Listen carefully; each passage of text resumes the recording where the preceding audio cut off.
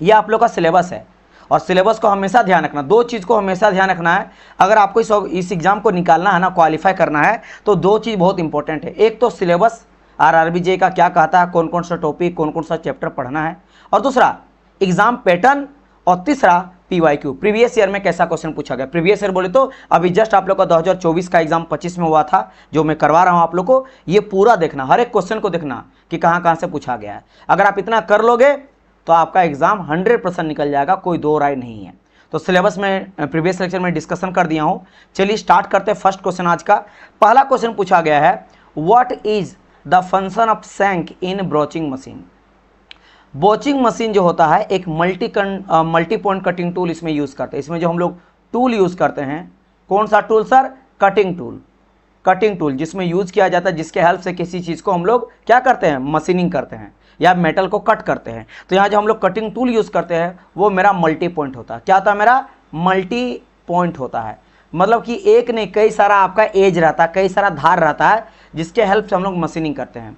तो क्वेश्चन ये पूछा कि ये जो मेरा ब्रोचिंग मशीन है जिसमें हम लोग मल्टी पॉइंट कटिंग टूल का यूज़ करते हैं, इसमें सैंक जो होता है उस सैंक का काम क्या होता है, सैंक को क्यों यूज़ किया जाता है। तो सिंपल सा आंसर ये है कि गाइड द ब्रोच। यहाँ जो कहा गया ना ब्रोच, ये बेसिकली क्या है, ये कटिंग टूल का ही बात कर रहा है। ब्रोच माने cutting tool, this is the cutting tool.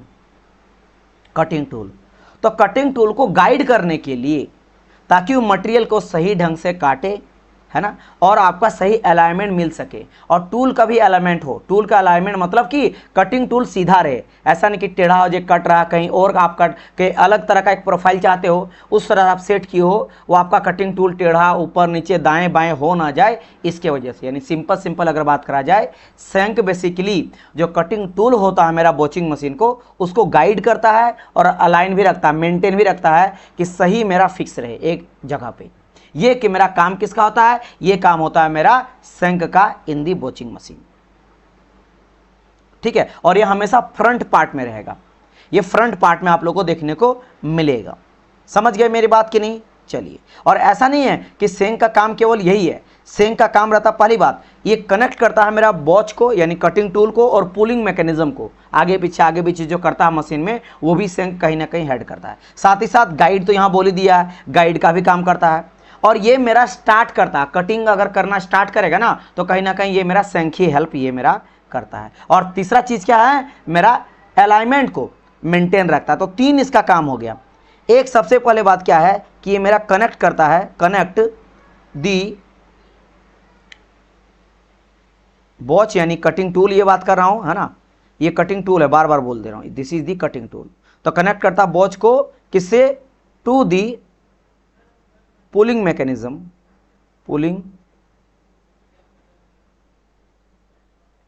Mechanism of machine, of the machine. मतलब मशीन बेसिकली काटता कैसे, आगे पीछे होके। तो बेसिकली ये कनेक्ट करता है आपके कटिंग टूल से, कनेक्ट होता है मेरा सैंक, ताकि वो कटिंग मेरा स्टार्ट कर सके, है ना। तो ये पहला काम हो गया। सेकंड काम क्या करता है मेरा, पूरी तरह से ये मेरा गाइड करेगा। गाइड करता किसको, वही कटिंग टूल क्या है मेरा, ब्रोच है। तो ये क्या करता है, उसको मेरा यहाँ पे गाइड करता है ना, गाइड करता है ना। क्यों भाई, to start the cut, to start, ताकि कटिंग मेरा स्टार्ट हो, स्टार्ट दी कट। और तीसरा मैंने क्या कहा, ये मेरा अलाइनमेंट को भी मेंटेन रखता है, मेंटेन अलाइनमेंट, अलाइनमेंट मतलब कि हिले डुले ना मेरा कटिंग टूल, बिल्कुल सही जगह पे बने रहे स्टार्टिंग से लेकर एंड तक। समझ गए, इस चीज़ का ये काम करता, ताकि एक्यूरेसी के साथ मेरा कर पाई। तो ये मेरा सैंक का काम होता है। तो तीन काम है, जिसमें से आपको एक दिया गया है गाइड के बारे में। तो याद रखना, अलाइनमेंट को मेंटेन भी करता है, और साथ साथ ये मेरा कनेक्ट करता है ब्रोच को मैकेनिज्म से, मशीन के मैकेनिज्म से, पुलिंग मैकेनिज्म से कनेक्ट भी करता है। तो तीन काम से एक पूछा गया था, आप आंसर कर दिए होंगे, और नहीं तो इसके बारे में हम लोग डिटेल में पढ़ेंगे, आपको समझ में आएगा। चलिए, अच्छा एक चीज़ मैं बता देता हूं, जैसे ब्रोचिंग मशीन का ये पार्ट से क्वेश्चन था आपको, है ना। ब्रोचिंग मशीन का पार्ट्स एक है आपका सैंक, तो ब्रोचिंग मशीन का कुछ और इंपॉर्टेंट पार्ट्स है जहां से आपको क्वेश्चन बन सकता है। बट चलिए खैर, उसके बारे में बात करेंगे, नहीं तो बहुत लेंदी हो जाएगा, डिटेल में हम लोग डिस्कस करेंगे। चलिए नेक्स्ट क्वेश्चन की ओर आते हैं। नेक्स्ट क्वेश्चन का क्या कहा गया है, which one of the following is a key advantage of CNC lathe in turning operation. CNC पहले क्या होता है सर, देखो मैंने कहा था ना कि लेथ का टाइप में आ जाएगा। ये टॉपिक क्या है, जैसे ये इस टॉपिक को मैं क्या बोलूंगा, ये टॉपिक का मैं नाम यहां पे लिख देता हूं। ये टॉपिक आप लोग का है पार्ट्स ऑफ वॉचिंग मशीन, है ना। पार्ट से बेसिकली क्वेश्चन आपसे पूछा गया था, पार्ट्स। सेकंड जो है ना, सेकंड आपको यहां पे बेसिकली टाइप्स है, किसका, लेथ मशीन का टाइप। तो लेथ मशीन टाइप्स, इससे क्वेश्चन पूछा है, इससे क्वेश्चन पूछा है। क्वेश्चन क्या पूछा है, सिंपल सा क्वेश्चन पूछा है कि बताइए सीएनसी लेथ मशीन का एडवांटेज क्या है, क्यों हम लोग सीएनसी मशीन को यूज करते हैं। बेसिकली सीएनसी होता क्या है, C4 होता है कंप्यूटर। C4 क्या होता है मेरा, कंप्यूटर। आप लोग को बिल्कुल डिटेल में पढ़ना, अच्छे से पढ़ना, हड़बड़ा के ना पढ़ना, है ना। N क्या होता है सर, यहाँ पे N बेसिकली हम लोग बोलते हैं न्यूमेरिकल, क्या बोलते हैं, न्यूमेरिकल। और C फिर क्या होता है, कंट्रोल, कंट्रोल, यानी कि कंप्यूटर न्यूमेरिकल, है ना, computer numerical control lathe machine. समझ गए, ये होता है मेरा CNC लेथ का फुल फॉर्म। तो ये लेथ मशीन का यहाँ पे बात कर रहा है ना, कि इस लेथ का मशीन का एडवांटेज क्या है, की एडवांटेज क्या है। तो जैसे कि यहाँ पे कहा गया है, बिल्कुल करेक्ट कहा गया है, they provide higher automation and complex machining cycle. मतलब आप अगर कॉम्प्लेक्स से कॉम्प्लेक्स मशीनिंग करना चाहते हो, कॉम्प्लेक्स समझ रहे, अलग अलग मेरा साइज का रहेगा, शेप का रहेगा, अलग अलग आपका, आप देखोगे अगर अलग अलग, जैसे कभी, जैसे मैं आपको एग्जांपल बताता हूँ कैसे आप समझ पाओगे।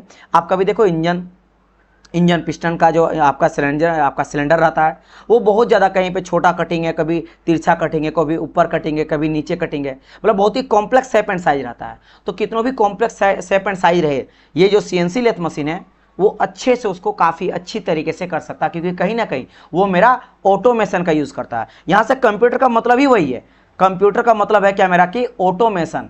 इसका मतलब है ऑटोमेशन मतलब कि आपको अगर किसी तरह का भी मशीनिंग करना है, आपको एक तरह का शेप बनाना, जैसे मान लो मैं सिंपल तरह का रड बनाऊंगा, तो रड जो इतना सिंपल है, तो मैं किसी का भी सिंपल ऐसे कट करेगा, ऐसे कट करेगा, राउंड कट करेगा, मेरा एक सिंपल सा सिलेंड्रिकल जैसा पेन मिल गया। लेकिन ऐसा ना बना के मैं बहुत ही कॉम्प्लेक्स जैसा मशीन बनाता हूँ। जैसे कि मैं कुछ ऐसा मशीन बनाता हूँ कि कुछ ऐसा है, ऐसा कट है, फिर ऐसा कट है, फिर ऐसा है, फिर ऐसा है, फिर ऐसा है, ऐसा है, फिर ऐसा है, ऐसा करके समझ लो ये भी इतना कॉम्प्लेक्स कट है। अब इसको अगर मैं कॉम्प्लेक्स कट करूँगा और आप मैनुअली, आपके पास लेथ मशीन है और मैनुअली जो लेथ मशीन है, उस मैनुअली लेथ मशीन से अगर आप इस तरह का एक मशीन पार्ट बनाना चाहते हो, it will be very difficult to cut with the help of lathe machine. आप मैनुअली तो कर ही नहीं सकते हो।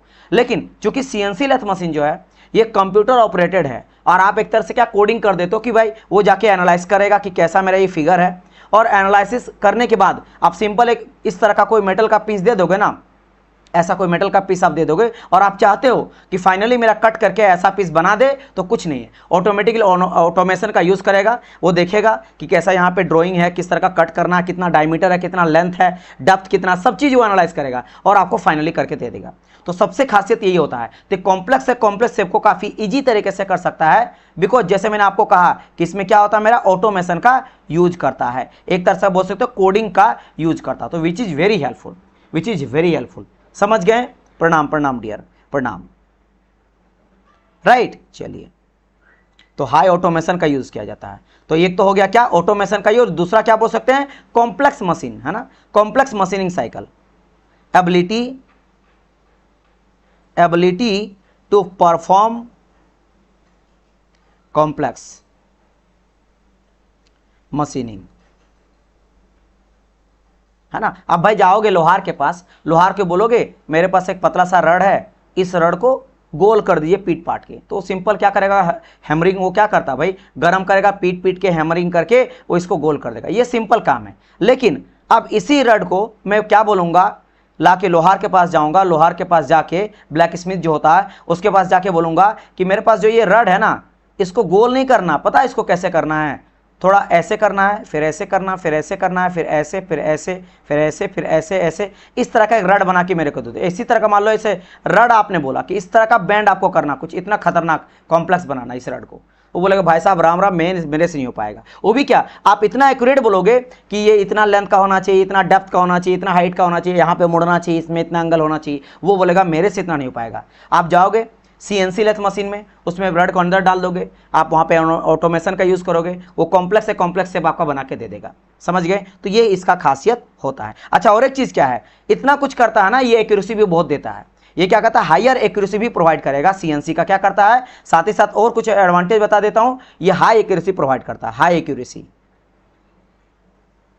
एक्यूरेसी के साथ ये करता है, और ये रिपीटेबली बार बार कर सकता है। कोई इंसान अगर कॉम्प्लेक्स से कॉम्प्लेक्स चीज मान लो एक दिन में बना देगा, कॉम्प्लेक्स से कॉम्प्लेक्स चीज आप रड को दोगे जो मोड़ मार के ऐसे तैसे करके, है ना, लोहार को या फिर आदमी कर लेगा, लेकिन आदमी एक दिन में 2-4 बनाने के बाद थक जाएगा। लेकिन ये क्या करेगा, रिपीटेबली एक्यूरेसी करेगा। ये हाई एक्यूरेसी देता है एंड रिपीट भी करेगा, रिपीटेबिलिटी।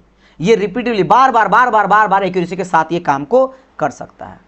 और साथ ही साथ ये बहुत ही फ्लेक्सिबल होता है अलग अलग सॉफ्टवेयर के साथ। आप डिफरेंट सॉफ्टवेयर यूज कर सकते हो, और आप उसको डिजिटली प्रोग्राम भी कर सकते हो आपके अकॉर्डिंग। आपको दूसरा चाहिए, दूसरा तरीका बना लो, है ना, आपको जैसा चाहिए वैसा बना लो, जैसा चाहिए वैसा बना सकते हो। प्रोग्राम आपको बस इंस्टॉल करना, दैट्स इट। तो बहुत ईजी होता है।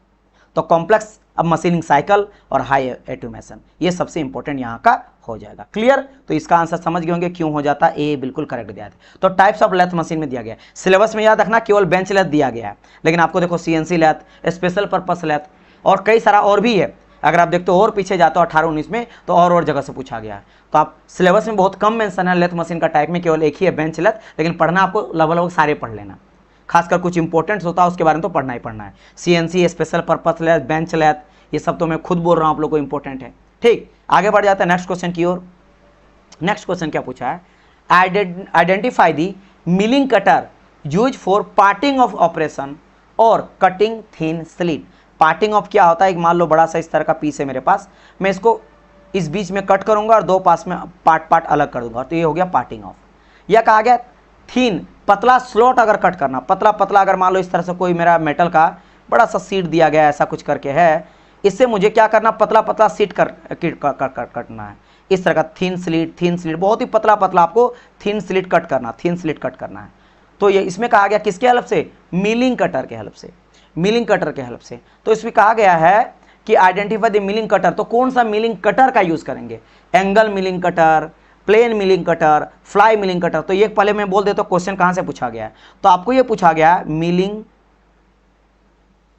मिलिंग कटर टाइप्स, मतलब कि आपको मिलिंग मशीन तो पढ़ना ही पढ़ना है, मिलिंग जो कटर्स है उन सब के टाइप्स पढ़ना है कि डिफरेंट तरह का मिलिंग कटर यूज करते हैं, है ना। कटिंग टूल बेसिकली क्या है, मिलिंग कटर क्या है, एक कटिंग टूल है जो यूज करते हैं किसमें, आपका मिलिंग मशीन में। और याद रखना ये भी एक तरह का मल्टी पॉइंट कटिंग टूल है। तो मैं आपको बोला था ना सिलेबस में only single point cutting tool है, लेकिन मिलिंग, बोचिंग, ये अभी जो मैं बोचिंग का बताया था यहाँ पे आपका इस लेक्चर इसमें बोचिंग मशीन, तो यहाँ जो बोचिंग टूल यूज करते हैं जिसको बोलते हैं बोच, ये भी एक तरह का क्या है, मेरा मल्टी पॉइंट कटिंग टूल ही है। क्या मेरा मल्टी पॉइंट कटिंग टूल है। तो याद रखना सिलेबस में ओनली मेंशन क्या है, सिंगल पॉइंट कटिंग टूल, उसका ज्योमेट्री। लेकिन अगर आप बोचिंग पढ़ रहे हो, मिलिंग पढ़ रहे हो, तो आपको मल्टी पॉइंट कटिंग टूल भी पढ़ना पड़ेगा, उसका टाइप्स भी पढ़ना पड़ेगा। और इससे ज़्यादा मैं तो बोलूँगा सिंगल पॉइंट कटिंग टूल से मल्टी पॉइंट कटिंग टूल पढ़ना ज़्यादा जरूरी है, क्योंकि सिंगल पॉइंट टूल तो आप एक पढ़ोगे कि सिंगल पॉइंट कटिंग टूल क्या होता है, उसका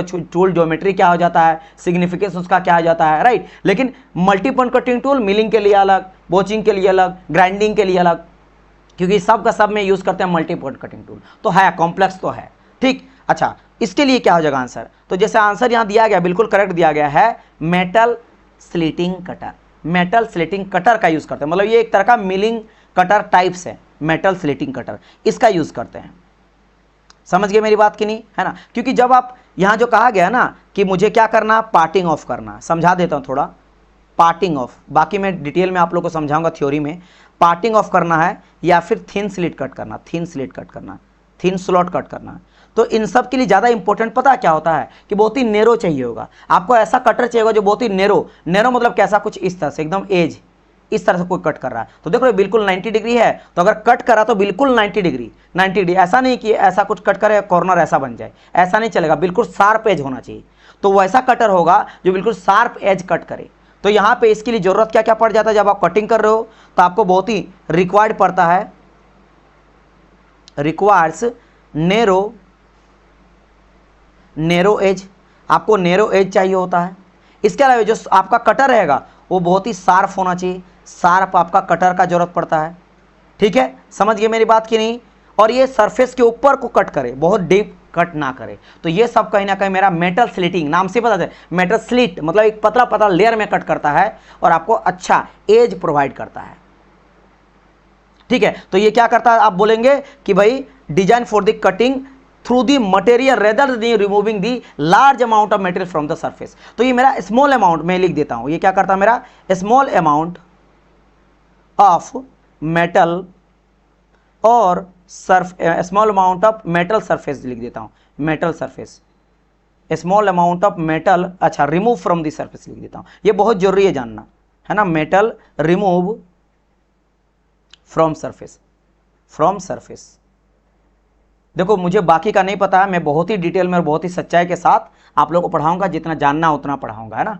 आपको लगेगा भले सर ज़्यादा डेप्थ पढ़ा रहे हो, भाई साहब जॉब निकालना है तो पढ़ना पड़ेगा। और कोई अगर बोलता है ना ये आंसर हो गया आगे बढ़िए, तो भाई साहब वो आगे बढ़ाते जाएगा। इस साल प्रिपरेशन करोगे, फिर अगला साल बोलेगा फिर ये पढ़ते हैं, फिर बोलेगा हो गया आगे बढ़िए, वो पढ़ते जाओगे 4-5 साल। तो आप खुद समझो, आप एक बार ढंग से पढ़ के जॉब लेना चाहते हो या भाका में यहाँ पे क्वेश्चन लगाते जा रहे हो, लेकिन कोई मतलब नहीं। मेरा टारगेट रहता है भाई 2 क्वेश्चन पढ़ो 1 घंटा में, 4 क्वेश्चन पढ़ो, लेकिन उसके बारे में जानो एटलीस्ट, ताकि उससे क्वेश्चन फंसे ना। अभी तो मैं आपको थ्योरी नहीं पढ़ा रहा हूँ, थ्योरी पढ़ाऊंगा तो बहुत डिटेल पढ़ाऊंगा, बट जब क्वेश्चन भी करा रहा हूँ तो मतलब होना चाहिए कि मैं अगर 1 घंटा टाइम दे रहा हूँ पीवाईक्यू में, तो आना चाहिए कि हाँ उससे कुछ सीखे हैं, समझ गए। तो यहाँ पे क्या, जब भी थिन स्लिट कट करना है या पार्टिंग ऑफ कट करना है, तो जरूरत पड़ेगा कहाँ के, नैरो एज कट करने वाला कटर, शार्प एज कट करने वाला कटर। उसके अलावा कम से कम मेटेरियल को कट करना, क्योंकि देखो यहाँ पे मेटेरियल को रिमूव नहीं करना है, उसको बस थिन स्लिट कट करना, मतलब वो पहले से कटा हुआ फाइन आपका है मेटल, उसको बस अलग अलग रूप में ढालना है कि पार्टिंग ऑफ करना। तो अच्छे भाई आप मान लो ये तरह का एक बड़ा सा इस तरह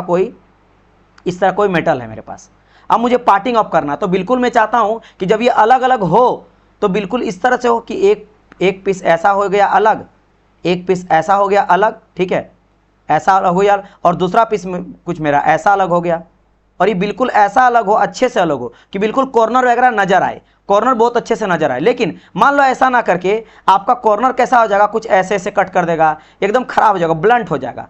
अगर मेरा ब्लंट हो जाएगा तो बड़ा खराब दिखेगा ना, मान लो ऐसे कट कर देगा, समझाता हूं आप लोग को, ऐसा कट करेगा, तो क्या आप ऐसा चाहिए, ऐसा कट करेगा, मान लो ऐसा, और ये ऐसा, देखो ये देखो सरफेस के, देखो ये खराब कर दिया ना, यहाँ आप देखो एज वाला पार्ट को देखो कितना खराब कर दिया, तो ये आपको नहीं चाहिए। तो आपको बिल्कुल नैरो एज, शार्प कटर और स्मॉल अमाउंट ऑफ मटेरियल को रिमूव करे। ज़्यादा रिमूव करेगा पता चला हद से ज़्यादा खराब ही कर दिया। आपको पूरा अलग अलग पीस चाहिए था, तो देखो कॉर्नर आपका पूरा एंगल में कट गया, खराब हो गया। तो इस वजह से यूज़ करते हैं हम लोग मेटल स्लेटिंग कटर का, ये बहुत ही शार्प एज के साथ स्मॉल अमाउंट रिमूव करके और बहुत ही नैरो एज को कट कर लेता है।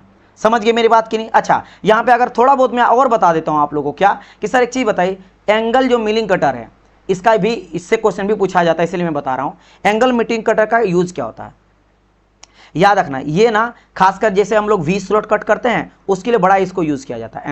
एंगल है ना भाई, एंगल 60 है 30 है, तो वी स्लॉट देख के लग रहा कि मान लो कोई ऐसा मेटल है कि कुछ मुझे ऐसे कट करना है, ये मेटल एक पड़ा हुआ था ऐसा भी कट करना, मान लो ये 60 डिग्री एंगल है, तो हम लोग एंगल मिलिंग कटर का यूज करेंगे। तो समझ गया आप, एकदम बेसिक है, ज़्यादा दिमाग नहीं लगाना, बस आपको लगता हवे, लेकिन आप सही ढंग से पढ़ोगे it will be very easy. तो जब आपको भी स्लॉट कट करना है, या कभी कभी एक होता है डॉबटेल, एक डॉबटेल भी यही होता है, डॉबटेल अगर आपको कट करना है तो हम लोग बहुत ज़्यादा एंगल मिलिंग कटर का यूज़ करते हैं, एंगल्स वगैरह को कट करने के लिए। अच्छा प्लेन मिलिंग कटर का सर कहाँ पे यूज़ करते हैं, तो इसका यूज़ करते हैं जैसे मान लो स्लैब जैसा कट करना, स्लैब है ना, तो स्लैब के लिए, स्लैब मिलिंग के लिए, स्लैब जैसा बड़ा बड़ा स्लैब जैसा होता है ना, बड़ा बड़ा स्लैब बनाना, इस तरह से मोटा मोटा बड़ा बड़ा स्लैब ऐसे कट करना है, तब हम लोग क्या करते हैं, यूज़ करते हैं आपका प्लेन मिलिंग कटर का। मतलब आप बोल सकते हो स्लैब मिलिंग बोलो या फ्लैट बोल देते हैं, चलो यहाँ पे और आप लोग को आसान समझ में आ जाएगा। किसके लिए सर, फ्लैट के लिए, फ्लैट। और कई बार तो आप लोग को देखिएगा क्वेश्चन पूछा जाता है, रिपीट होगा यही क्वेश्चन मार दोगे, है ना। सो आप समझ गए, अच्छा ठीक है। फिर जाता है सर ये फ्लाई मिलिंग कटर का यूज करते भी हैं कि बस लिख दिया गया है, तो डियर इसका भी यूज किया जाता है।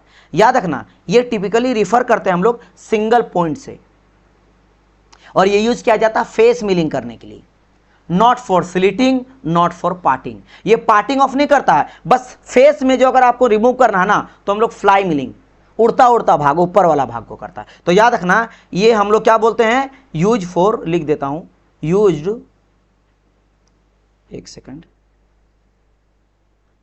क्या आ जाएगा, यूज्ड फॉर, किसके लिए यूज करते हैं, फेस के लिए, फेस मिलिंग इसको कर देते हैं। इसीलिए कभी कभी हम लोग इसको फेस मिलिंग अगर करना है तो टूल जो यूज करते हैं वो करते हैं आपका फ्लाई मिलिंग का।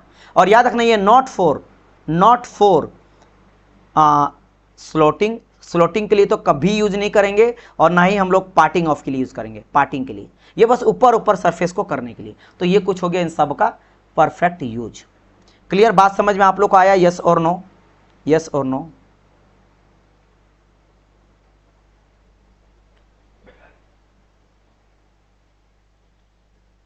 ठीक, समझ गए ना? चलिए, और डिटेल में इस सबको पढ़ाता क्या मैं, मेरा मन तो है बहुत डिटेल में आप लोग को समझाने का। खैर आगे बढ़ते हैं। चलिए नेक्स्ट क्वेश्चन आपका आ जाता है, यहाँ पे देखिए क्या पूछा गया है, यही है ना नेक्स्ट। हाँ, a bench mounted drilling machine is of the same type as a, bench में हम लोग क्या करते हैं ना, ड्रिलिंग मशीन को रखा जाता है और फिर उससे हम लोग काम लेते हैं, तो वो मेरा सेम तरह का काम करता है, कौन? तो इसका आंसर जो दिया गया है, answer will be your sensitive drilling machine. बिल्कुल करेक्ट है, बिल्कुल करेक्ट है। क्योंकि जो मेरा होता है ना बेंच माउंटेड, मैं लिख देता हूं यहाँ पे, बेंच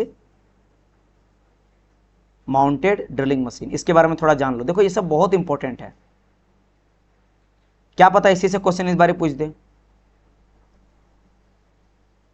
है ना। अभी एक बच्चा बहुत अच्छा कमेंट किया है कि सर जो 2024 में आया था आपका लगभग नोट से 100% आया था, सब का सब। इसलिए बच्चे बहुत सारे जो क्रैश कोर्स पढ़ के वो बोल रहे हैं सर 90 नंबर लाए हैं टेक्निकल में, तो आप समझ सकते हो मेरा क्रैश कोर्स का। आज ही बच्चे कॉल किए, सर मेरा पुराना स्टूडेंट हो, मुझे सर आपका केवल क्रैश कोर्स ही चाहिए। तो मैं बोला सर कि डियर क्रैश कोर्स तो अभी आपको उसको अनपब्लिश कर दिया गया है, वो आएगा एग्जाम के 2-3 महीना पहले फुल कोर्स। बोले सर क्रैश कोर्स ही आपका, आप बोलते हैं क्रैश कोर्स, लेकिन वो इतना था ना कि उसी से मेरा नंबर बहुत ज़्यादा आ गया था। मैं कुछ नहीं पढ़ाता लेकिन मेरे सर 80 नंबर आ गया था केवल क्रैश कोर्स से। तो समझ लो फुल कोर्स में कितना पढ़ाया जाता है, तो वही वाली बात है। ठीक है, चलिए तो देखो क्या मैं बोल रहा हूँ कि बेंच माउंटेड ड्रिलिंग जो मशीन होता है ना, ये बहुत ही स्मॉल होता है, और सबसे खासियत क्या नहीं है, पोर्टेबल होता है। क्या होता है मेरा पोर्टेबल, मतलब कि आप एक जगह से दूसरी जगह ले आ जा सकते हो, कहीं भी आप इसको यूज कर सकते हैं बेंच माउंटेड ड्रिलिंग मशीन को, समझ गए। और अब इसी बात है, इसको क्या टेबल के ऊपर क्या करते हैं हम लोग, ड्रिल करके इसको काम में लिया जाता है। और ये लाइट ड्यूटी होता है। मतलब सर ये क्या मतलब है light duty work? Light duty मतलब डियर हल्के पुल्के काम के लिए यूज करते हैं, बहुत ही भारी भरकम काम के लिए ड्रिलिंग नहीं करना, छोटे छोटे पार्ट का अगर आपको ड्रिलिंग करना है तो काम हम लोग करते हैं। ठीक है, चलिए तो ये चीज है। अच्छा, इसको हम लोग क्यों कहते हैं सेंसिटिव ड्रिलिंग मशीन, इसके बारे में थोड़ा बता देता हूं। होता क्या है ना, जो मेरा वर्कर काम करता है, जब मेरा वर्कर काम करता है ना बेंच ड्रिलिंग मशीन में, तो सेंस कर सकता है कटिंग एक्शन को, कितना हो रहा, वो दिखता है कि इतना मेरा कटिंग एक्शन हो रहा, और हैंड से फीड देते हैं। इस वजह से इसको कहा जाता है sensitive drilling machine. Sensitive drilling machine इसीलिए इसको कहा जाता है, समझ गए।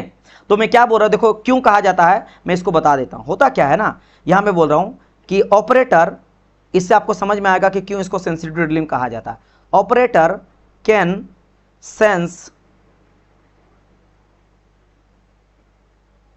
दी कटिंग एक्शन, ताकि वो जैसे कटिंग हो रहा कितना, फिर वो फीड देगा और आगे बढ़ते जाएगा। एक्शन मैं आपको इसका बहुत अच्छा एग्जांपल दूंगा, बहुत मजेदार रहेगा। एक सेकंड पहले लिखने दो, by hand feeding the drill. मैं बताऊं एक बहुत अच्छा एग्जांपल, सिलाई मशीन जानते हो, सिलाई मशीन में कपड़ा सीती है ना, या आप सीते होंगे। उसमें क्या किया जाता है, देखता कि भाई कैसे आपका कपड़ा को सी रहे हो, तो आप हाथ से ही आगे बढ़ाते जाते हो कपड़ा को, है ना, और वहां पे सीते जाता सीते। तो बेसिकली सेम यहाँ पे सेंस कर रहे हो आप, क्या करो सेंस करो, सेंस करो कि भाई हाँ वो मेरा ड्रिल कर रहा, ड्रिल करते जा रहा, ड्रिल करते जा रहा, और हाथ से मटेरियल को आप फीड करते जाते हो, देते जाते हो। तो कहीं ना कहीं आप क्या करो, ऑपरेटर सेंस करता है, इसी वजह से उसको कहा जाता है सेंसिटिव ड्रिलिंग मशीन। बस इसके पीछे यही लॉजिक था। ठीक, ला इस चीज का आप लोग को ध्यान देना है। और हाँ, ये हम लोग क्या करते हैं, इसको बेंच से भी हम लोग इसको माउंट कर सकते हैं और पेडल से भी चला सकते हैं। तो ये भी आप क्वेश्चन में बता देता हूं, इसको हम लोग पेडल से भी चला सकते हैं, तो पेडस्टल से भी काम कर सकते हैं, as well as mounted on bench, और बेंच में भी रख के इसको हम लोग यूज में ला सकते हैं। और ये मेरा याद रखना मैनुअली तो ऑपरेटेड होता ही है, मैनुअली ऑपरेटेड है, याद रखना ये मैनुअली ऑपरेटेड है, मैनुअली मतलब इंसानों द्वारा इसको चलाया जाता है, ऑपरेटेड। इसलिए तो मैंने कहा ना ऑपरेटर सेंस करता है। और ये तो मैंने बोल ही दिया कि छोटा मोटा ड्रिल के लिए, छोटे मोटे ड्रिल के लिए, इसको लाइट वर्क के लिए यूज में लाया जाता है। लेकिन हाँ, आप बोलेंगे सर एक्यूरेसी देता है, बिल्कुल हाई एक्यूरेसी देता है, हाई एक्यूरेसी के साथ ये काम करता है। ऐसा नहीं है कि मेरा एक्यूरेसी प्रोवाइड नहीं करता है, हाई एक्यूरेसी के साथ ये काम करता है। सर बहुत दिन हो गया, सब भूल गया हूं, फिर से देखना पड़ेगा। बिल्कुल बिल्कुल बिल्कुल से देखिएगा, है ना। ठीक, चलिए और कुछ चीजें बता दो बाकी के लिए। जैसे कहा गया sir deep whole drilling machine, deep whole drilling machine का यूज कहां करते हैं? मैं तो बोल रहा हूं ना, जो पीवाईक्यू केवल मैं सॉल्यूशन कराता हूं, अभी मैं लिख के बोलता हूं। इसी सेशन को अगर आप इतना देखते हो ना, तो आपका 70 से 80 नंबर तो इसमें आ जाएगा।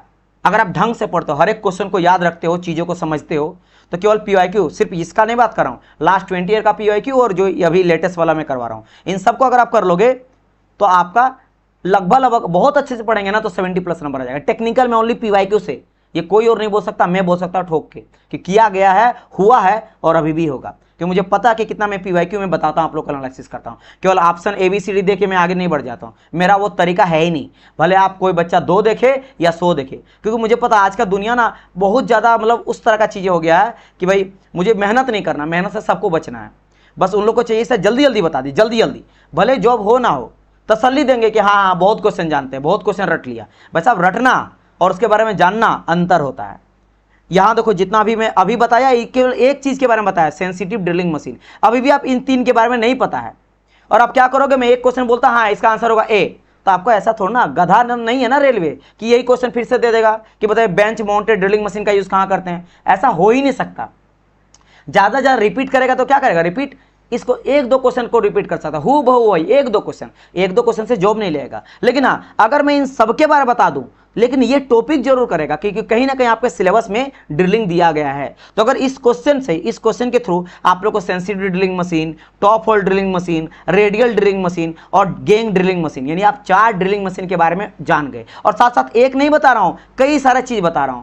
तो अब अगर इस इतना जान गए ना, तो लगभग आप अगर आप बैठोगे तो 100% आप क्वेश्चन लगा लोगे, क्योंकि समझ गए लगभग 4 टॉपिक हो गया ड्रिलिंग मशीन, और 4 में 4 टाइप बता रहा हूं, 16 चीज जान गया। और अभी ये एक ड्रिलिंग है, अभी और कोई ड्रिलिंग से क्वेश्चन आएगा उससे रिलेटेड फिर बताऊंगा, तो समझ रहे कितना जान रहे हैं। तो ये आपका हेल्प करता है, बात समझ रहे हो कि नहीं? तो वही बात है। लेकिन वही है ना, इस तरह का आज के टाइम पे स्टूडेंट नहीं है, मेहनत करने वाले कोई नहीं है। सबको चाहिए सर 2000 ये बुक बता दिए, वो बुक बता दिए, रट लूंगा, क्वेश्चन हो जाएगा। रटोगे डियर तो ये तो दूर की बात है, चपरासी का नौकरी भी आपको लाइफ में नहीं मिल पाएगा, क्योंकि कंपटीशन अच्छा है। लेकिन ढंग से अगर पढ़ोगे तो कुछ कंपटीशन आपके लिए नहीं है, कुछ नहीं है। वैकेंसी 100 है या 150 या 2000 है या 5000 या 10,000 है, आप जॉब आराम से निकालोगे ढंग से पढ़ोगे तो। लेकिन बात क्या ही करा जाए, और बच्चे को बोलो तो लगता है बुरा, है ना, तीखा चीज लगता है ना, सही चीज हमें सबको चुभता है। और मैं उस तरह का टीचर नहीं हूँ, मेरा वीडियो कोई देखे ना देखे, आपका मजबूरी है। सही कंटेंट आज के टाइम पे यूट्यूब में कोई पढ़ाने ढंग का कोई टीचर नहीं, मैकेनिकल का खासकर, है ना। और मुझे पता है कि मेरे पास कितने स्टूडेंट हैं, और ऐसा नहीं कि मैं प्रायोरिटी सबसे पहले हूं कि मैं सर आप टॉप टीचर हैं इसी वजह से आपके यहाँ आ रहा है, बाद में कहीं जाते हैं। बच्चे मेरे पास बाद में आते हैं, पहले कहीं ना कहीं ज्वाइन कर देते देखते हैं, लेकिन क्यों बाद में मेरा जब देखते हैं तो वहां नहीं जाते, फिर से मुझे पैसा दे के कोर्स इनरोल करते हैं, क्योंकि आप पास मजबूरी है कि पता है कि जहां से आपने पे करा है और कोर्स आप पढ़ रहे हो वहां पे दम है ही नहीं। कोर्स में पैसा तो दे दिया, कम लगा जो भी लगा के ले लिया, लेकिन बाद में पता चला वहां तो पढ़ाई नहीं जा रहा है, और पढ़ाया जा रहा तो सिलेबस के अकॉर्डिंग नहीं पढ़ाया जा रहा और ढंग से नहीं पढ़ाया जा रहा। तो मजबूरी आपका लेना। इस वजह से 2 देखे 4 देखे, मैं पढ़ाऊंगा ढंग से पढ़ाऊंगा, है ना। मैं अपनी इमेज को खराब नहीं करूंगा, मुझे लॉन्ग टर्म में इसमें खेलना है, लॉन्ग टर्म में आप लोगों के लिए काम करना, पढ़ाना है। तो मैं एक दो साल पढ़ा के और बिजनेस बना के पैसा निकाल के नहीं, कम देखो कोई दिक्कत नहीं है। जो देखेंगे उनको पता सिलेक्शन देना है, और जो पढ़े सिलेक्टिव बच्चे पढ़ेंगे, लेकिन वो उनका सिलेक्शन होगा ही होगा, श्योर है। धीरे धीरे जुड़ेंगे, कोई सुनिए, बट पढ़ाऊंगा इसी तरह से। चलिए थोड़ा बात करते हैं डीप होल ड्रिलिंग मशीन के बारे में। तो डीप होल ड्रिलिंग मशीन जो हो ना, स्पेशल हम लोग लॉन्ग और डीप होल के लिए यूज किया जाता है। किसके लिए यूज करते हैं? लॉन्ग और डीप होल करना, लॉन्ग एंड लॉन्ग क्या मैंने कर दिया, sorry, long and deep whole. अगर आपको लंबा होल करना है तब हम लोग इसका यूज करते हैं। जैसे कि इसके लिए एक बहुत ही खास इंपॉर्टेंट है, गन ड्रिलिंग का यूज किया जाता है, गन ड्रिलिंग मशीन का, ठीक है। गन ड्रिलिंग मशीन में हम लोग डीप होल ड्रिलिंग मशीन का भी यूज किया जाता है, इसका भी यूज करते हैं हम लोग बहुत ज्यादा, समझ गए। अब बात करते हैं रेडियल ड्रिलिंग मशीन के लिए कहां यूज किया जाता है। तो याद रखना, जब आपको लार्ज यानी बड़ा ठीक है। हेवी, कोई बहुत ही हेवी ड्रिल करना है ना लार्ज वर्कपीस में, तब इसका यूज करते हैं रेडियल का। तो याद रखना, रेडियल से याद रखना एल, रेडियल है ना, रेडियल रेडियल ट्रिक, चलो कोई बात नहीं, समझ गए होंगे आप लोग कि बेसिकली मैं बोलूं लार्ज है ना एंड हेवी वर्कपीस के लिए अगर आपको ड्रिल करना है तो आप रेडियल का यूज करोगे। और अगर गेंग का है तो समझ ही गए होंगे, गेंग में क्या है, मल्टीपल ड्रिल हॉल का आपका ड्रिल टूल का यूज किया जाता है। मल्टीपल, एक साथ कई सारा अगर आपको हॉल करना है, ड्रिल करना है, तो आप गेंग ड्रिल का यूज करोगे। Several operation in sequence, several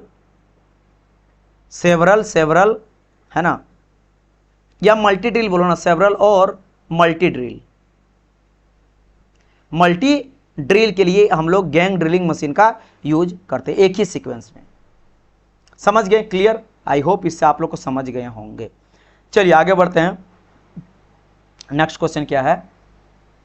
next question simple ये बोला गया है dear that what is the primary function of head stock in lathe machine. बहुत बेसिक है, one of the most important हो जाता है लेथ मशीन में। Head stock, tail stock, carriage, ये जितने भी आप लोगों का पार्ट है ना, लेथ डॉग है ना, बहुत सारा पार्ट्स होता है, सबके बारे में जानना पड़ेगा। लेग इसका क्या हो जाता है ना, कैरेज क्या हो जाता है, ठीक है, टूल पोस्ट क्या होता है, पार्ट्स जानना लेथ मशीन का है, जानना बहुत ही अच्छा। मैं लिख रहा था ना हर एक जगह से क्वेश्चन क्या पूछा है, तो ये जो क्वेश्चन था ना इसका मैं टॉपिक लिख देता हूँ। इसका टॉपिक क्या है? ओके, अच्छा हाँ, टाइप्स, ये भी टाइप्स है, ड्रिलिंग मशीन टाइप्स। क्या है मेरा? टाइप्स है, टाइप ऑफ ड्रिलिंग मशीन। तो ये टॉपिक इसका था, टाइप ऑफ ड्रिलिंग मशीन। ठीक, आगे बढ़ते हैं नेक्स्ट क्वेश्चन। अच्छा ये भी क्या है मेरा? पार्ट्स है। ये क्या है मेरा? पार्ट्स है, पार्ट्स ऑफ लेथ मशीन। ठीक है, ओके। क्वेश्चन क्या पूछा गया था कि हेड स्टॉक का काम क्या होता है। ऑब्वियस सी बात है, हेड स्टॉक में ही सारा कुछ आपका रहता है। हेड स्टॉक में ही आपका जितनी भी आपका है ना, जैसे चक बात करेंगे हेड स्टॉक में ही रहता है, जितने भी फेस प्लेट बात करो हेड स्टॉक में ही रहता है, समझ गए, जितनी भी आपका गियर मैकेनिज्म रहता है, स्पीड देने का काम रहता है, यहीं पे ही रहता है। टूल को जो होल्ड करता है वो यही करता है, हेड स्टॉक ही करता है। क्योंकि लेथ मशीन में दो पार्ट होता है ना, एक होता है मेरा हेड स्टॉक, एक होता है मेरा टेल स्टॉक। तो ये हो जाता है मेरा हेड स्टॉक और ये होता है मेरा टेल स्टॉक। तो हेड स्टॉक में ही क्या रहता है? थ्री जो चक रहता है, ये चक मेरा हो गया, और इस चक मेरा पकड़ता किसको है? चक मेरा पकड़ता कटिंग टूल को, तो ये मेरा हो गया टूल। ये मेरा टूल आपका क्या करता है? टूल जो कटिंग टूल होता है, और इसी के अंदर मेरा गियर वगैरह लगा रहता है, जिससे हम लोग स्पीड वगैरह इसको हम लोग देते हैं। तो इसमें आंसर क्या आ जाएगा मेरा? To hold and rotate the workpiece at different speed. Gear है तो वहीं से हम लोग यहाँ पे स्पीड ज़्यादा कम कर सकते हैं, समझ गए। चौक जो मेरा 3 जो चौक रहे या 4 जो चौक रहे, जो टूल को पकड़ता है, सब कुछ यही मैनेज करता है। समझ गए मेरी बात की नहीं? स्पिंडल वगैरह भी इसी के अंदर रहता है ना। इसके अंदर क्या क्या रहता है मेरा? हेड स्टॉक में, हेड स्टॉक में स्पिंडल वगैरह भी रहता है, स्पिंडल वगैरह रहता है, ठीक है। वही स्पिंडल के अंदर ही चक वगैरह रहता है जो होल्ड करने में कहीं ना कहीं हेल्प करता है ना, समझ गए।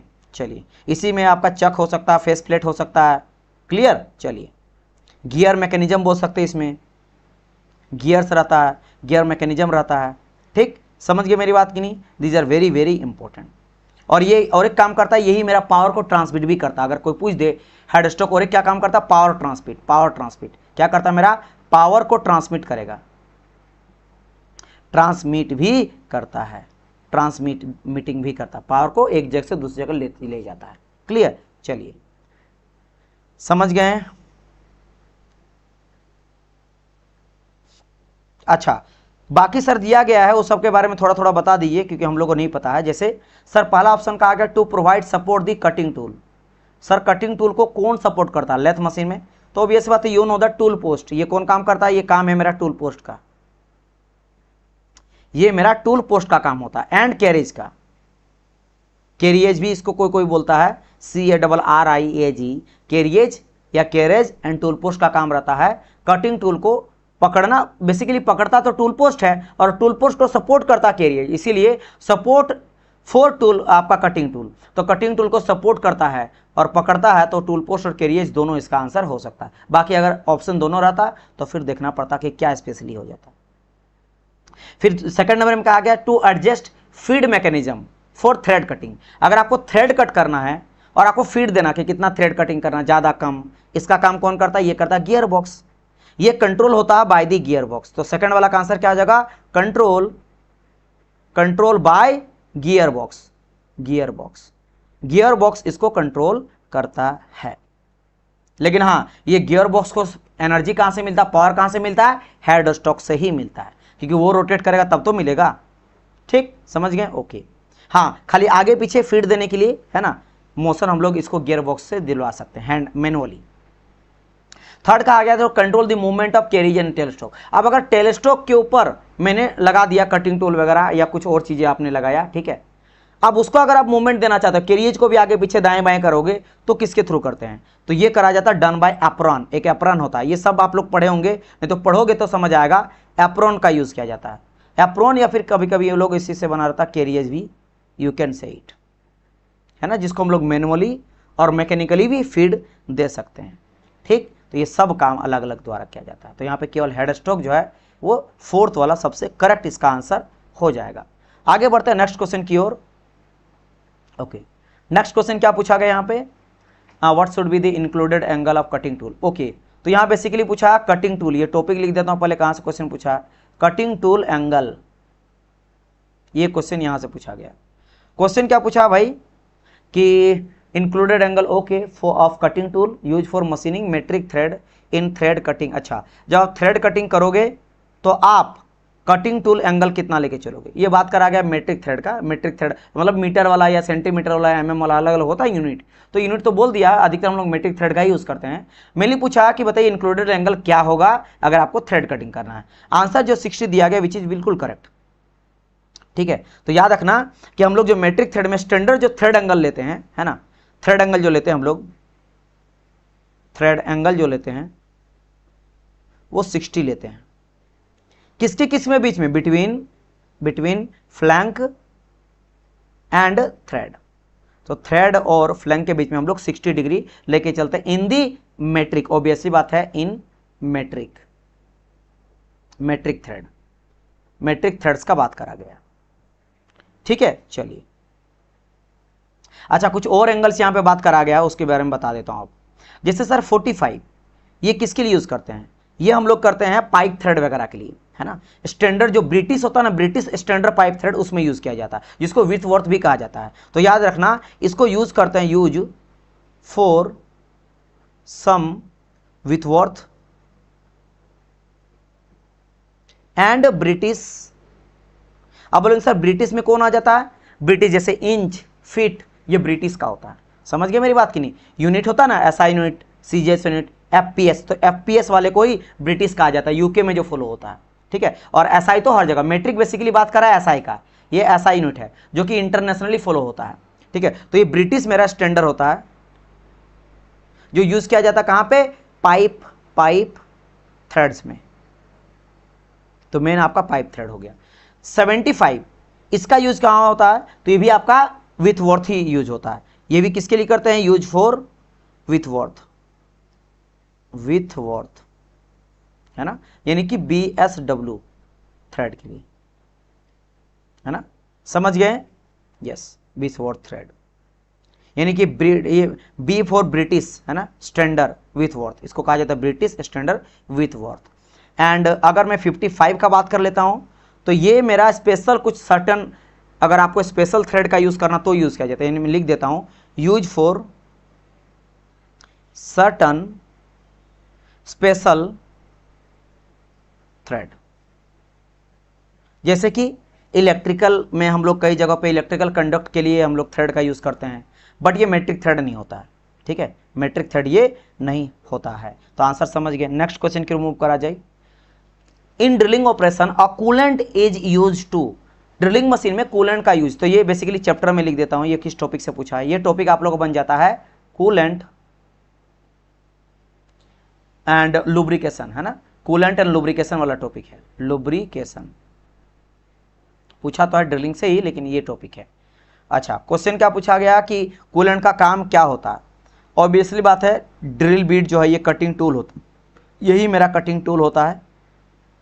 इन ड्रिलिंग में ये मेरा कटिंग टूल होता है, इसको ठंडा करने के लिए हम लोग कूलेंट का यूज करते हैं। कूलेंट और लुब्रिकेशन का अलग अलग काम होता है, जब मैं टॉपिक लूंगा तो समझ में आएगा कि भाई जब कूल कर हो ही रहा है तो लुब्रिकेशन का फिर क्यों यूज करते हैं, ये बात की कहानी है ना, कि कहीं ना कहीं दोनों एक जैसा लगता है। सर पानी भी डालेंगे वो भी कहीं ना कहीं ठंडा कर रहा है, कूलेंट भी एक तरह का ठंडा कर रहा है, तो फ्रिक्शन अगर हो रहा है मेटल के बीच में तो कम कर रहा है, तो लुब्रिकेशन भी तो वही काम करता है। But what is the different बताएंगे, जरूर बताएंगे, लेकिन टाइम आने पे सब बताएंगे, ठीक है। अच्छा याद रखना, जो मेरा कूलेंट होता है इसको मशीनिंग में कूलेंट नहीं कहते, इसको बोलते हैं हम लोग कटिंग फ्लूइड्स। क्या कहा जाता है, कटिंग फ्लूइड्स कहा जाता है, क्योंकि ऐसा फ्लूइड जो कहीं कहीं कटिंग में यूज कर रहा था उसको हम लोग कटिंग कहते हैं। इसका कुछ इंपॉर्टेंट आप जान लो, कुछ इंपॉर्टेंट फंक्शंस या फिर इंपॉर्टेंट यूजेस है ना। तो एक तो काम इसका क्या रहता है, कूल करना, ठंडा करना। कूल करना किसको, ड्रिल बीट को। ड्रिल बीट यानी कटिंग टूल है, इसको ठंडा करने का काम। और सिर्फ इसी को नहीं, वर्कपीस भी गर्म हो जाता है, तो वर्कपीस को भी ठंडा करने का काम रहता है, क्योंकि जब आप ड्रिलिंग करते हो तो वो भी गर्म हो जाता है, राइट। तो ये दोनों को ठंडा करता है, ठीक है। अब ये इसका मतलब क्या हुआ कि क्या मतलब ठंडा, क्यों ठंडा करेंगे, क्यों ड्रिल बिट को ठंडा करने के। तो आप ये जान लो कि जब आपका ड्रिलिंग करते हैं तो फ्रिक्शन जनरेट बहुत होता है, और कटिंग एक्शन की वजह से, है ना, एक्शन ऑफ कटिंग जब होता है तो उस समय पे क्या होता है, फ्रिक्शन जनरेट होता है, घर्षण जनरेट होता है, फ्रिक्शन जनरेट। और जब फ्रिक्शन जनरेट होता है तो उसको रिड्यूस करने के लिए हम लोग कूल डाउन करते हैं। ये क्लियर। चलिए, एक हो गया मेरा यूज। दूसरा यूज क्या है मेरा सर, कटिंग टूल का। तो ये मेरा टूल लाइफ को बहुत इंक्रीज करता है। क्या करता है, मेरा जो टूल लाइफ होता है ना, टूल लाइफ उसको बढ़ाता है, क्योंकि वो बीसी बात है, ड्रिल बीट अगर गर्म होगा तो मेल्ट होकर खत्म हो गया था, ठीक है। तो क्या होता है, चिप आपका खत्म हो गया था, ठीक है। तो क्या होता है, चिप आपका बहुत गर्म हो जाता है। चिप क्या हो जाता है, बहुत गर्म हो जाता है, और चिपक जाता है मेटल से। तो जब आप कूल पानी डालते हो, यानी कटिंग फ्लूइड डाला जाता है, तो कटिंग फ्लूइड जब डाला जाता है ना, तो उसके वजह से क्या हो जाता है, चिप जो होता है वो बाहर निकल आ जाता है। तो चिप फॉर्मेशन में बहुत हम लोग को हेल्प यहाँ पे मिल जाता है, ठीक है, समझ गए।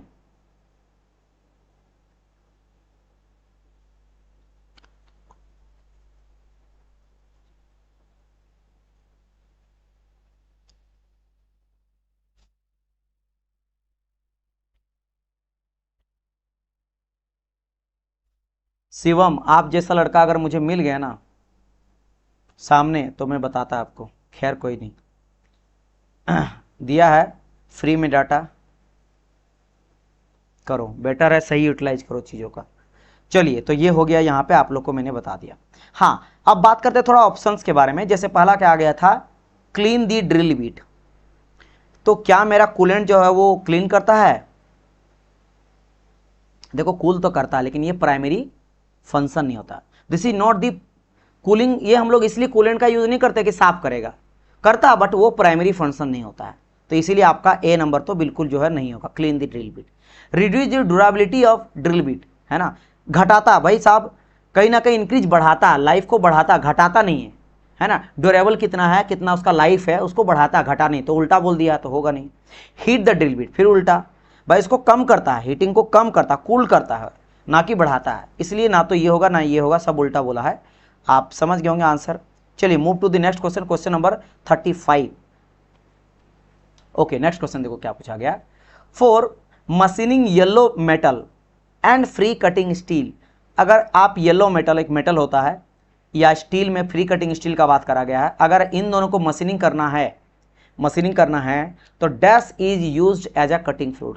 तो कौन सा कटिंग फ्लूइड का हम लोग यहाँ पे यूज करेंगे। अच्छा सर, ये येलो मेटल क्या, पहले ये बता दो, ये तो पहली बार सुनना है डियर। ये येलो मेटल और कुछ नहीं, ब्रास और ब्रॉन्ज को कहा जाता है ना, लाइक ब्रास और ब्रॉन्ज, इसी को बोल रहा है, ठीक है। तो अगर मान लो ब्रास या ब्रॉन्ज है, इन सबको येलो मेटल्स कहा जाता है। अगर इसको मुझे क्या करना, मशीनिंग करना, मतलब मटेरियल का जो भी काम कर रहा है, ड्रिलिंग करो, कटिंग करो, फिनिशिंग करो, कुछ भी कर रहे हो, तो इन सब के लिए जनरली किसका यूज़ करते हो, तो याद रखना हम लोग वाटर सोल्यूबल जो ऑयल होता है ना, उसको हम लोग यूज़ करते हैं, उसको यूज़ करते हैं, समझ गए। हाँ, क्योंकि कहीं ना कहीं क्या होता है ना, जो वाटर सोल्यूबल होता है, जो पहला ऑप्शन दिया गया है, ये दोनों काम करता है। कौन कौन सा दोनों सर, जो वाटर सोल्यूबल ऑयल होता है ना, ये दो काम करता है। ये एक तो ये काम करता है मेरा कूलिंग का भी, और ये कहीं ना कहीं थोड़ा सा लुब्रिकेशन भी मेरा प्रोवाइड करता है, लुब्रिकेशन भी प्रोवाइड करता है। तो दोनों प्रोवाइड करता है, इस वजह से इसका यूज किया जाता है, इसी वजह से हम लोग इसको यूज करते हैं, ठीक है। ठीक, बाकी वही सरफेस फिनिश में हेल्प करता है ना, आपका हीट को रिड्यूस करता है, ठीक है, चिप्स को बाहर निकालने में हेल्प करता है, वो तो है ही मेरा वाटर सोल्यूबल ऑयल का काम, ये सब है। क्लियर? तो आई होप समझ गए इसका आंसर। ओके, कुछ और अगर मैं बात करता हूं, जैसे यहाँ पे कहा गया ना जर्मिसाइड एंड वाटर, तो ये जो है ना जर्मिसाइड वगैरह, ये not an standard cutting fluid, ये स्टैंडर्ड कटिंग फ्लूइड नहीं होता है। ठीक है, ये जो आपका मेटल वगैरह में अगर माइक्रो आ जा रहा है, जैसे कई केमिकल है जहाँ पे माइक्रो वगैरह मतलब माइक्रो ऑर्गेनिज्म होता है ना, वायरस वगैरह इस तरह का चीज, बैक्टीरिया कुछ अगर हो जा रहा है, उसको बोले काम करने में बड़ा हेल्प करता है। जैसे बड़ा बड़ा टैंक होता है ना, टैंक में अंदर में क्या होता है आप देखोगे, रस्टिंग लग जाता है ना, कुछ आपका कुछ ऐसे वायरसेस वगैरह, वायरस नहीं बोलेंगे लेकिन बैक्टीरिया कुछ इस तरह का पनप गया, बहुत टाइम से रहते रहते तेल या पानी रह रहा है, तो तब वहाँ पे ये काम वगैरह आता है। But in general not a primary cutting fluid, primary cutting fluid second number तो नहीं है। वाटर अलोन, ओनली वाटर का अगर यहां बात करा गया है, ओनली वाटर का, तो ये क्या करता, ये कूलिंग का जो काम कर देता, पानी मेरा कूलिंग का तो काम करता है, कूलिंग का काम करता, बट नॉट लुब्रिकेट, तो लेकिन ये लुब्रिकेट मेरा नहीं कर पाता है ना। अब ये अगर लुब्रिकेट नहीं करेगा तो मेरा सरफेस फिनिश को खराब करता था, जिसके वजह से ड्यू टू दिस, अगर ये लुब्रिकेट नहीं कर पा रहा, इसके वजह से दिक्कत क्या होता है, due to not lubricate, lubricate या lubrication, due to not lubrication, surface poor surface finish, poor surface आप लोग को मिलता है ना, और टूल जो होता है ना वो मेरा वियर करने लगता है। इस वजह से ओनली वाटर का यूज करना थोड़ा सा हानिकारक होता है ना, बट यूज कर सकते हो, बट ये थोड़ा दिक्कत हो जाता है। और रोस्टिंग भी हो सकता है, बिल्कुल सही बात है। अगर आप वाटर का यूज कर रहे हो और ऐसा आयरन का है, जैसे कुछ ऐसा है कि अगर आप स्टील को कर रहे हो, चलो खैर तो यहाँ पे स्टील का बात करा गया डियर, इसलिए आप रस्टिंग नहीं बोल सकते, लेकिन अगर आप मेटल में यूज करो, खासकर आयरन वाला चीज को जिसमें आयरन का मात्रा बहुत ज्यादा है और उसमें रस्टिंग होने का डर है, तो वाटर की वजह से रस्टिंग भी हो सकता है। फिर कहा गया insoluble oil, insoluble basically neat oil को कहा जाता है। तो ये जो यूज करते हैं ना फोर्थ नंबर का, ये अधिकतर हम लोग करते हैं हेवी ड्यूटी मशीनिंग के लिए, टफर मटेरियल जो होता है। तो इनसोल्युबल जो होता है, इनसोल्युबल ऑयल, इसका यूज किसके करते हैं, हेवी ड्यूटी के लिए, हेवी ड्यूटी मशीनिंग है ना, किसके लिए, of tougher material, tougher metals, ठीक है, हैवी ड्यूटी इनसोल्युबल के लिए करते हैं।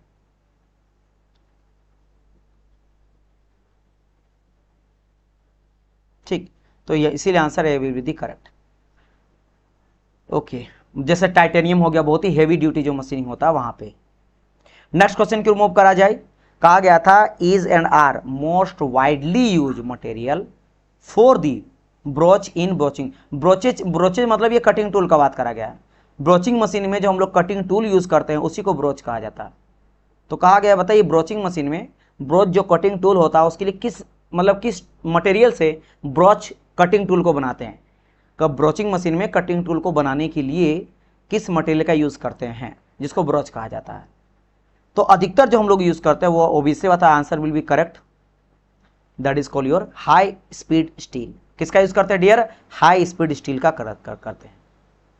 मैं पहले ही बता चुका हूं कि मेरा जो ब्रोच होता है, ब्रोच होता है जो कि एक तरह का कटिंग टूल होता है, मल्टी पॉइंट कटिंग टूल होता है। क्या होता है मेरा ये मल्टी पॉइंट कटिंग टूल, और उसको ब्रोच क्यों कहते हैं, क्योंकि यूज करते हैं ब्रोचिंग मशीन में। ठीक, तो ये मल्टी पॉइंट कटिंग टूल होता है, मल्टीपल टीथ होता है, जो एक सिंगल पास में ढेर से ढेर मटेरियल को रिमूव कर सकता है ना। It can remove excess of material in single pass। Obvious बात है, मल्टीपल कटिंग टूल है तो एक बार में बहुत सारा मटेरियल को रिमूव कर सकता है। याद रखना जो ब्रोच होता है ना बहुत ज्यादा हार्ड होता है। क्या होता है, वेरी हार्ड होना चाहिए, नहीं तो जल्दी ये घिस जाएगा, टीयर वेयर हो जाएगा। और इसमें कुछ और भी इंपॉर्टेंट होना चाहिए प्रॉपर्टी, लाइक वियर रेजिस्टेंस होना चाहिए, टफ होना चाहिए। क्या होना चाहिए मेरा, टफ होना चाहिए, और हाई कटिंग स्पीड को झेलने आना चाहिए, यानी कि विथस्टैंड, यानी झेलने आना, withstand high cutting forces, high cutting forces को, ये कुछ खास प्रॉपर्टी है, इसमें पाया ही जाना चाहिए। क्या? बहुत हार्ड चाहिए, क्योंकि भाई एक सिंगल पास में एक्सेस मटेरियल को रिमूव करेगा, कितना भी टफ से टफ क्यों ना रहे, कोई से टफ मटेरियल को अगर आपको करना, बोचिंग तो हो सकते हो, तो वैसे तो हार्ड होना पड़ेगा, वियर रेजिस्टेंस होना पड़ेगा, टफ होना पड़ेगा। कटिंग फोर्स अगर बहुत हाई स्पीडली अगर मूव कर रहा है, तब भी ये मेरा टूटे फूटे ना बॉच, यानी कटिंग टूल मेरा टूटेगा नहीं। तो इन सब के लिए ये सब चाहिए होता है।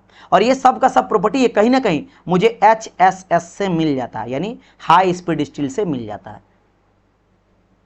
क्योंकि ये जो होता है ना HSS, ये मोस्ट कॉमन होता है, मोस्ट कॉमन मटेरियल। आप देखोगे बहुत जगह पे यूज करते हैं कटिंग टूल के लिए, है ना। Most common material in broaching. तो बॉचिंग में भी ये एक तरह का बोल सकते हो बहुत ही कॉमन मटेरियल है यूज करने के लिए फॉर मेकिंग टूल, है ना, for tool making.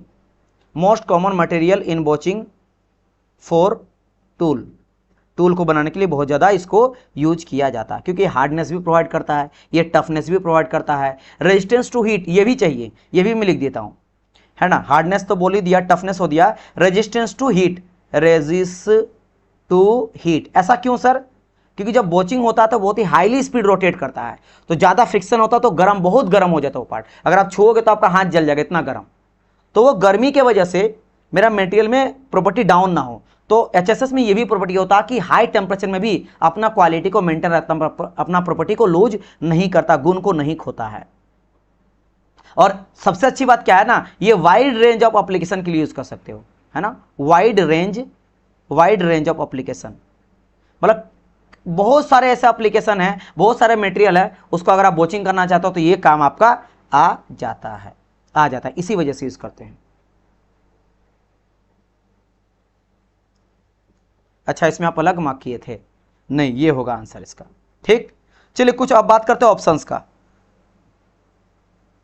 Silver copper का कॉम्बिनेशन, आपको पता सिल्वर कॉपर हम लोग ब्रेजिंग में यूज करते हैं, ना कि आपका यहां पे बॉचिंग में। ब्रेजिंग में इसका बहुत ज़्यादा यूज़ करते हैं, यू नो दैट, है ना।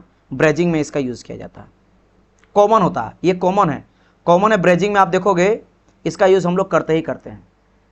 ब्रेजिंग पढ़े हैं ना, उसमें हम लोग यूज़ करते हैं ना फ्लक्स वगैरह का, तो इसको हम लोग यूज़ करते हैं। ठीक है। अब कॉपर, भाई साहब कॉपर तो अपने डक्टाइल मटेरियल है, तो वेरी सॉफ्ट। ये क्या होता है? बहुत ही सॉफ्ट है, वेरी सॉफ्ट। किसके लिए? Obviously for cutting tool. इसको हम लोग कभी आप कॉपर का कोई कटिंग टूल नहीं देखते हो, कटिंग टूल आप कभी देखो, आपके घर का जो चक्कू है वही आपका कटिंग, आप कॉपर का नहीं बना, वो भी स्टील का बना रहता है। तो कॉपर का तो यूज करेंगे नहीं, बहुत सॉफ्ट हो जाएगा, खुद ही बेंड हो जाएगा, इजंट इट। और लास्ट का आ गया है कि मेटल मैट्रिक्स कंपोजिट्स, यानी क्या होता है? ये स्पेशल आपका हाई परफॉर्मेंस का एप्लीकेशन होता है, बट इसको जनरली हम लोग यूज मतलब नहीं करते हैं, बॉचिंग के लिए इसको नहीं यूज़ किया जाता, किसी और एडवांस मटेरियल के जरूर यूज़ करते हैं, बट नॉट फॉर बॉचिंग के लिए इसका यूज़ नहीं करते। ठीक है। एक तरह का जो आपका मेटल मैट्रिक्स कंपोजिट्स है, ये एडवांस मटेरियल का यूज़ किया जाता है हाई परफॉर्मेंस एप्लीकेशन के लिए। तो मैं लिख देता हूँ चाहे तो वर्ड, ये किसके लिए किया जाता है? Use for high performance application. ठीक है, मतलब कि इसका देखो ये बहुत कॉस्ट हो जाता है, अगर आप इससे टूल बनाओगे बॉचिंग का टूल का ना, तो इसका बहुत महंगा होता है, जो मेटल मैट्रिक्स कंपोजिट्स होता है। और बॉचिंग से थ्रू हम लोग जो नॉर्मल मटेरियल को कट करते हैं, बॉचिंग करते हैं, तो उसका ज़्यादा कीमत होता नहीं है। इसका यूज हम लोग हाई परफॉर्मेंस एप्लीकेशन जैसे सुपर कार्स, है ना, या इंडस्ट्रियल में जो कुछ हैवी ऐसा आइटम बनाया जाता है जो एयरक्राफ्ट में बनाया जाता है, उस सब में यूज़ करते हैं, है ना, समझ गए। या हेवी इंजन्स वगैरह बनाने के लिए यूज़ किया जाता है, तो तब यूज़ किया। एरोस्पेस में यूज़ किया जाता है, उस तरह का कुछ बहुत ही कॉम्प्लेक्स और बहुत ही अच्छा कंपोनेंट जो बनता है, जो हैवी ड्यूटी के लिए होता है, तब यूज़ करते हैं। अदरवाइज जनरली, लेकिन हाँ कर सकते हैं, बना सकते हैं, लेकिन कॉस्ट बहुत हो। वही बात है कि मुझे पता है कि सिल्वर जो है, सिल्वर को भी बहुत अच्छा कंडक्ट करता है इलेक्ट्रिसिटी, लेकिन तार जो है वो सिल्वर का नहीं रहता, कॉपर का यूज़ करते हैं। वो भी कॉपर का भी नहीं, एल्युमिनियम का करते हैं। क्यों भाई? आपको पता है ना, एल्युमिनियम का आप देखते हो जो आपका 440 220 वोल्टेज आता है घर में आपके इलेक्ट्रिक पोल वगैरह से, वो एल्युमिनियम का क्यों यूज़ करते हैं? सस्ता है, कॉपर महंगा है। वैसे तो सबसे अच्छा गोल्ड है, सिल्वर है, लेकिन सिल्वर में क्यों नहीं भाई? पता चला अगला दिन आपका चोरी हो गया, तो महंगा है ना, तो इसी वजह से तो यूज कर सकते हैं मेटल मैट्रिक्स, लेकिन यूज करते हैं अधिकतर हम लोग जो है यूज करते हैं हाई स्पीड स्टील का। ये सबसे बेस्ट है, सस्ता भी है। नेक्स्ट क्वेश्चन, चलिए, तो यहाँ पे टोटल आप लोग का हो गया, है ना। यहाँ पे मैंने स्टार्टिंग का कुछ चीज़ें मैंने डिटेल में नहीं बताया, मैं देख लेता, अगर थोड़ा डिटेल जरूरत है तो मैं बता देता हूँ, इजंट इट। इन सबको तो सब बताया था। पहला क्वेश्चन ये था, इसमें आपका हो गया था कि शंख का क्या यूज हो जाता है, ये मैंने बता दिया था। हाँ, थोड़ा ऑप्शन के बारे में नहीं बताया था, चलिए ऑप्शन के बारे में थोड़ा आप लोगों को बता देता हूँ। जैसे सेकंड ऑप्शन ये था, remove chip and coolant from the cutting area. यहाँ पूछा ये गया था कि बॉचिंग मशीन में शंख का क्या काम होता है, वो तो मैंने बता दिया। लेकिन ऑप्शन नंबर एक आ गया है, चिप को रिमूव करने का काम किसका होता है, क्या शंख का होता है? तो remove chips and coolant from the cutting area, cutting area को ठंडा करने का काम और चिप्स को रिमूव करने का काम किसका होता है? तो डियर, ये जो मेरा काम होता है ना, ये शंख तो नहीं करता है। ये कौन करता, कौन है? रिमूव को चिप्स, ये करता फ्लूट्स। आप जानते होंगे ना, कटिंग टूल का फ्लूट्स होता है, अंदर चारों तो घूमते घूमते जाता है, फ्लूट से होते हुए मेरा क्या होता है, चिप्स बाहर निकलता है। तो मेरा चिप्स करता, सॉरी कौन करता, मेरा फ्लूट्स करता, फ्लूट्स करता है, जो दांतों के बीच यानी टिथ के बीच पाया जाता है। शंख का काम ये नहीं होता है। और कूलेंट जो एरिया है, जो जिस एरिया में मेरा कूलेंट जाता है, देखोगे ना, अगर आप कटिंग टूल देखोगे तो ऐसा रहता है, ऐसा रहता है, ऐसा रहता है। इसी को हम लोग क्या कहते हैं, इसी को कहते हैं हम लोग क्या, that is called your flutes. तो ये कहलाएगा मेरा फ्लूट्स। ये मैं मान लो इसको ग्रीन कलर से दिखा दे रहा हूँ, ये ग्रीन कलर का एरिया है, ये जो एरिया है ना, इसी को कहते हैं हम लोग फ्लूट्स। इसी फ्लूट से होते हुए मेरा चिप्स भी बाहर निकलता है। कटिंग फ्लूट अगर डालते हो तो इसी से गड्ढा गड्ढा कटिंग रहता है, इसके अंदर मेरा फ्लूट नीचे तक जाता है और पूरा फ्लूट्स पहुंचता है। ठीक, तो ये हो गया। सेकंड ऑप्शन में पूछा गया था कि breakup the chips generated during the broaching machine. Broaching machine के दौरान जो चिप्स मेरा टूट टूट के अलग होता है, ये कौन काम करता है? तो ये मेरा करने का काम किसका था? टिथ का रहता, सिंपल सा बात है ना। तो ये करता कौन है? चिप ब्रेकर बोल सकते हो, है ना। This is done by the chip breaker on the chip brooch teeth. तो ये कौन करता है? डायरेक्ट में लिख दिया टीथ। टीथ का काम रहता है तोड़ने का, ना कि शंख का। शंख मेरा नहीं तोड़ता चिप्स को। लास्ट पूछा गया था क्या, होल्ड दी ब्रॉच। ब्रॉच को पकड़े कौन रखता? भाई ब्रॉच क्या है? जैसे मैंने कहा रहा, बॉच ऐसे क्या है, कटिंग टूल है बॉचिंग मशीन का। तो बोला कि इसको पकड़ता कौन है और घुमाता कौन है, इसका किसका काम रहता है? तो जनरली ये हम लोग क्या करते हैं, यूज करते हैं हम लोग, एक शंख से एक मोशन दिया जाता है, उसके हेल्प से ये होता है।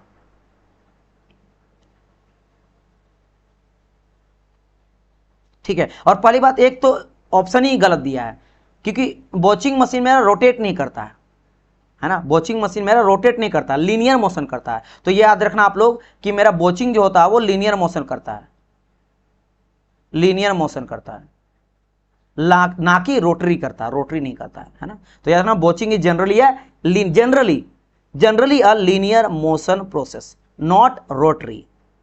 ठीक है। तो यहां से ये भी चीज खत्म हो गया, यहां से ये भी चीज आपका खत्म हो गया। आप चाहो तो इस चीज का मैं एनिमेशन नहीं लाया हूं, आप एक बार गूगल में सर्च करना, यू विल नो कि बॉचिंग ऑपरेशन होता कैसा है। आपको दिखा देता हूं।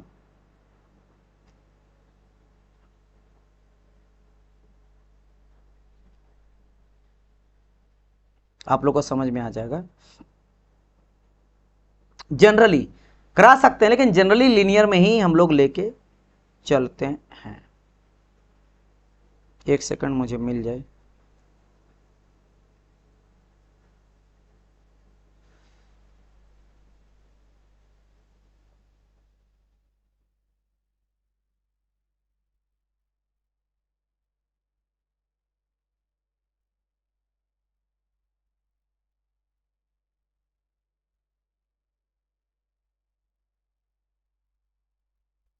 वैसे करवा सकते हैं, स्पेशल में करवा सकते हैं, ऐसा कोई दिक्कत नहीं है।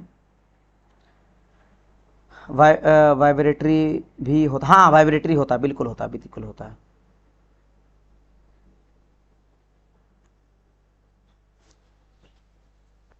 है ना। रोटरी रोटरी होता है, बट वो अलग एक्शन हो करवाते हैं, जहां शंख का फिर यूज नहीं करते हैं। अब देखो यहाँ पे कुछ बच्चे बोलने लगे, अरे सर आप जानते नहीं है, रोटरी मोशन तक करवाते हैं। आप नहीं समझ रहे हैं। अगर शंख का यूज किया जा रहा है, अगर शंख का यूज कर रहे हैं, तो उस केस में हम लोग रोटरी नहीं करवाते, उसके लिए फिर अलग डिवाइस का यूज करना पड़ता है होल्डिंग करने के लिए, है ना। शंख के जगह में आ जाता है। समझ गए मेरी बात की नहीं, है ना। तो याद रखना। तो और ये शंख मेरा नहीं करता, शंख ये चीज नहीं करता है। चलिए ये हो गया। एंड इसके बाद में भी ऑप्शन में कुछ नहीं, शायद नहीं बताया था, ये सब तो बता दिया था। They are limited to small machining operation. नहीं, स्मॉल मशीनिंग मैंने कहा कॉम्प्लेक्स के लिए यूज करते हैं, तो पहले मैंने बता दिया। लेस एक्यूरेसी नहीं, हाई एक्यूरेसी देता है। Rely mainly on mechanical devices and control, है ना। मैकेनिकल डिवाइसेस एंड कंट्रोल, तो नहीं रिलाई नहीं, मैकेनिकल ये और चीज़ों में भी रहता है, ठीक है। यस, मैनुअली भी हम लोग सॉफ्टवेयर वगैरह डालते हैं तो ये होता है।